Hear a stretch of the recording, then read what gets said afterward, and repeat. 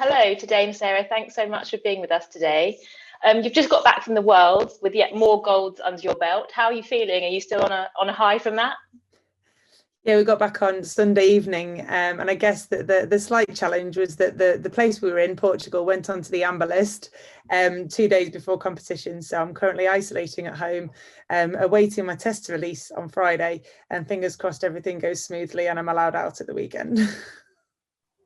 And so obviously your training has had to adapt quite a lot over the last year. Can you talk to us how you've done that and what your typical day looks like now when you're not at competitions? I think the biggest change for me for training has been the fact we haven't had access to overseas training camps. It's been very challenging to navigate those restrictions around travel. And although there are elite sport exemptions, there are things that you can't be exempt from. And when you've got school-aged children and you need to be able to take them to school, even if you go by yourself, there are still challenges when you come home. So having had no winter training, no big long road miles, I was kind of forced to train mostly on the turbo through the winter months because the weather was particularly horrific up here in the north. And so for me, going into the World Championships without those road miles was a little bit of an anxious time, I suppose you could say.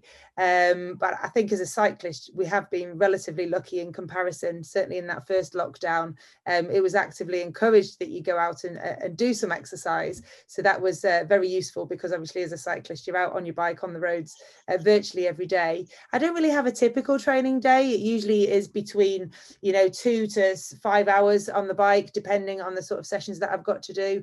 And then you start to change the intensity according to the workload that you have and the events that you have coming up.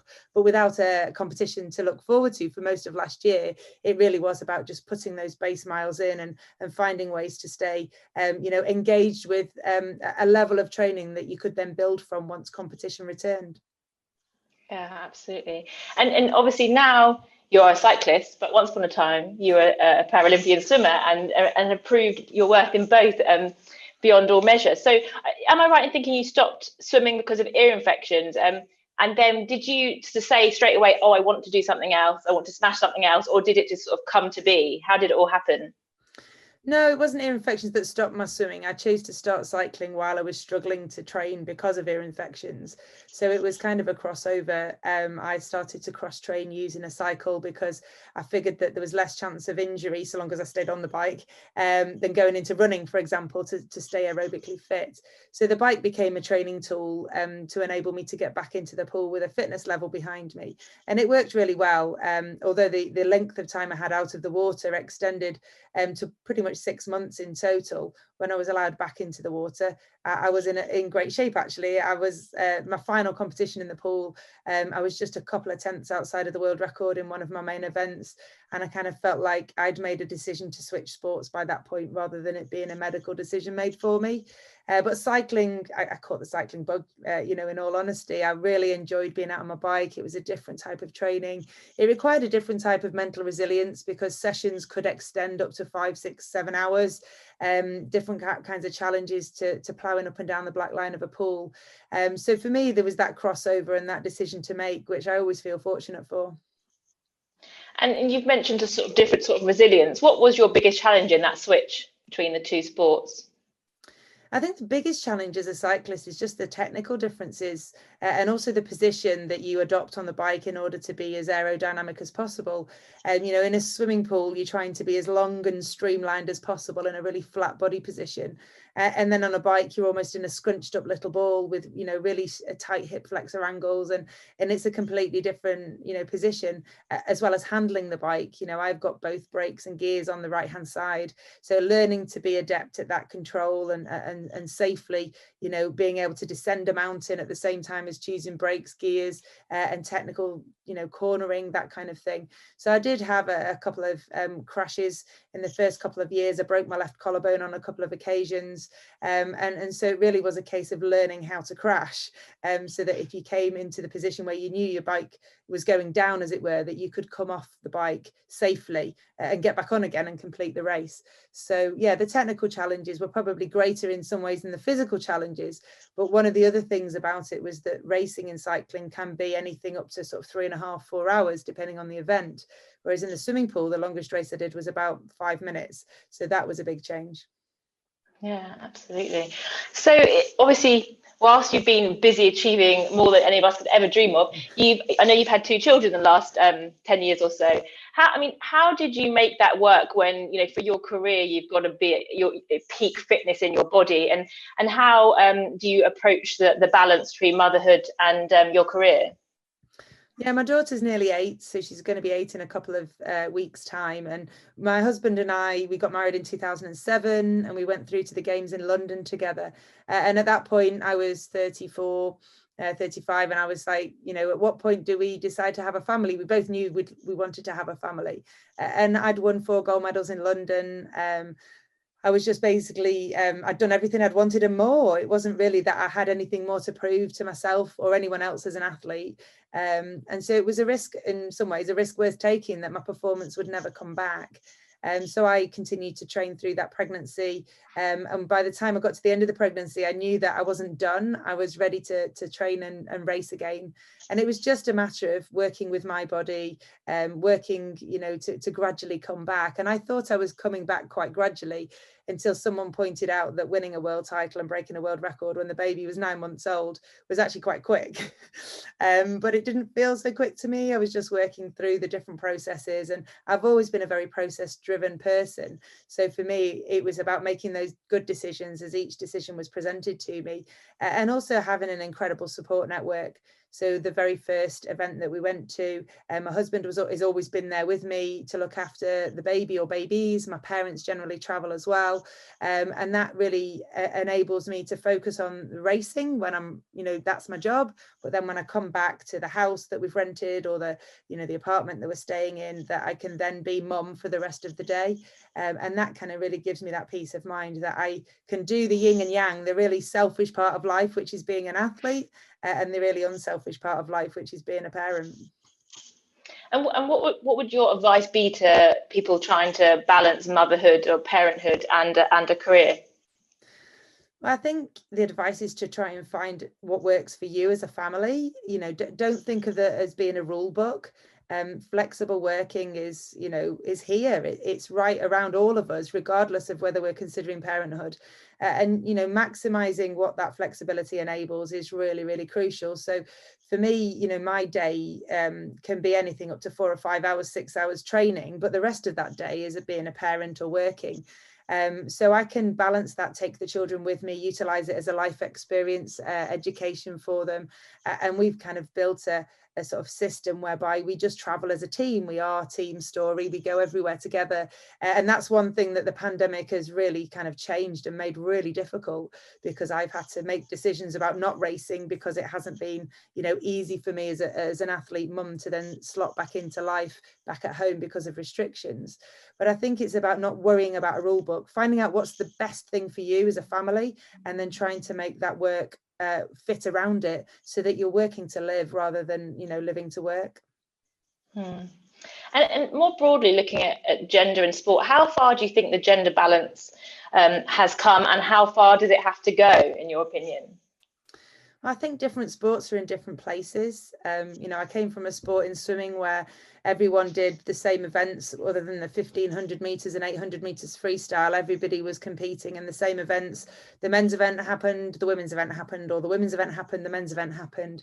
And so there was a very, constant equality there. There may not have been as many female swimmers. I'm not really sure, the totals, but it felt very, very similar.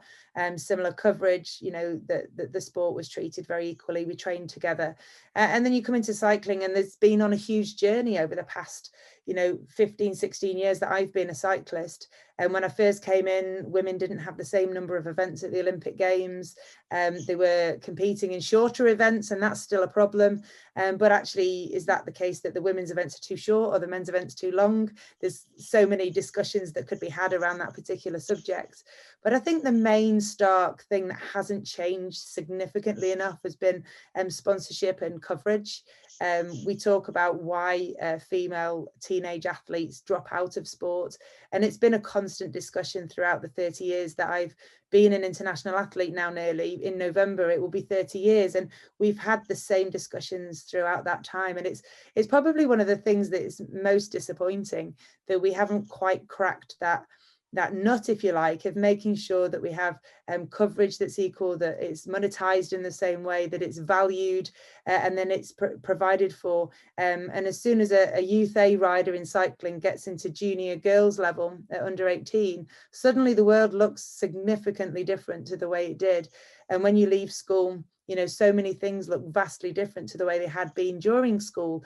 And why is that? And why can't we find a solution to those challenges? And those questions, sadly, have rumbled on and continue to. And I know that your involvement with Skoda sort of addresses some of that, right? So can you tell us a bit more about, is it the Skoda DSI Cycling Academy and your mentorship of young female cyclists? So Skoda have been working in cycling for forever. Basically, they have been a stalwart of all cycling, but they noticed that there was a women's team in France who were riding the Tour de France route a day ahead of the men, and they wanted to know why and delve deeper into the reasons why the women's Tour de France had failed, as it were. That's the claim of the organisers. It was failed, and it didn't happen after the 1980s. I think maybe 1989, 1988 was the last time it was run. And it was basically because it wasn't seen to be as financially viable, but then that's potentially around the decisions that were made about the event at the time. And so the ASO, who run the men's event, have now pledged to put a women's stage race, multi-day race on directly after the men's Tour de France next year. And Skoda have played an instrumental part in raising the profile of the inequalities that have surrounded the biggest bike race in the world. And so they've really tried to put their money where their mouth is. They have, finite resources like any sponsor, and they wanted to try and make a difference and plug a gap and identify something that wasn't being done. And one of the biggest gaps in women's cycling is there's not an under 23 category. So within men's cycling, the pathway goes from junior under 18 men into an under 23 category and then into a senior category. And that just enables those male athletes who aren't developing quite so quickly that extra, 5 years if needed to develop into the senior rider that they'd like to become. For a female athlete, if you can't develop as quickly as the precocious talent, then you're thrust into that senior peloton without any choice, and you have to sink or swim. So what we tried to do with the DSI Academy, the Skoda DSI Cycling Academy, was to plug some of that gap, enable young athletes to be mentored, to develop more slowly if they needed to, and to be kind of nurtured in the ways of being a professional athlete. And as the principal of that academy, I design the program and support them with the direction and enable them to take on good decisions for themselves, taking responsibility of their direction and giving them that confidence that they are in the driving seat of this. They have control over their career and they have choices, because when there is a stark difference between male and female sport, it can feel like you've been pigeonholed or pushed into a corner and there's no way out. So part of our role is that holistic approach to enablement and giving those riders that chance to flourish in their own time. That sounds really, really positive. Looking to the future for you, what are your hopes for this summer? Obviously, Tokyo is on the horizon. So Tokyo is definitely on the horizon. I think we're very fast approaching the 50 days to go for the Paralympic Games. We're very much very close to being inside the final month of the countdown to the Olympic Games. And so it's all systems go. We have a final playbook to take on board and get familiar with, but it will be a very different Games to one that we're used to. As an athlete who's been to 7 Games already, I kind of have an expectation to not have an expectation. I think it's better to be pleasantly surprised rather than disappointed. So I think going in there with the biggest open mind you can possibly find, trying to just focus on the things you can control and making sure that you're aware of the various different hoops you need to jump through in order to comply with the requirements is going to be really, really important. But yeah, the chance to, put down another best performance is almost in touching distance now. Yeah, so exciting. One final question, because I'm aware of the time and your time. You've been, as you mentioned, you've been doing this for almost 30 years, which is, absolutely mind blowing. What's the secret to your longevity in this? I think it's enjoying the process, being process driven. We have a hashtag within my own racing team, being the best version of you. So focusing on what you can control and the processes that you need to go through so that you can learn and be successful in a part of the process if the outcome goal isn't the place that you'd like it to be. People who focus on the outcome goal sometimes miss a part of that process, which then means the outcome goal doesn't happen the way they'd like it. So I think by enjoying that journey and making sure that it's not a destination that I'm after, You know, there's no sudden thinking, I've arrived here. It's that day-to-day enjoyment of the little things that make the difference in performance to that bigger jigsaw puzzle. So when I decide that I'm not enjoying that, I'm not sure, but at the moment I'm enjoying that kind of conundrum of finding good performances and trying to keep putting them out there. Wonderful. Thank you so much for your time, and all the very best for your upcoming competitions. Oh, thank you for having me today. Not at all.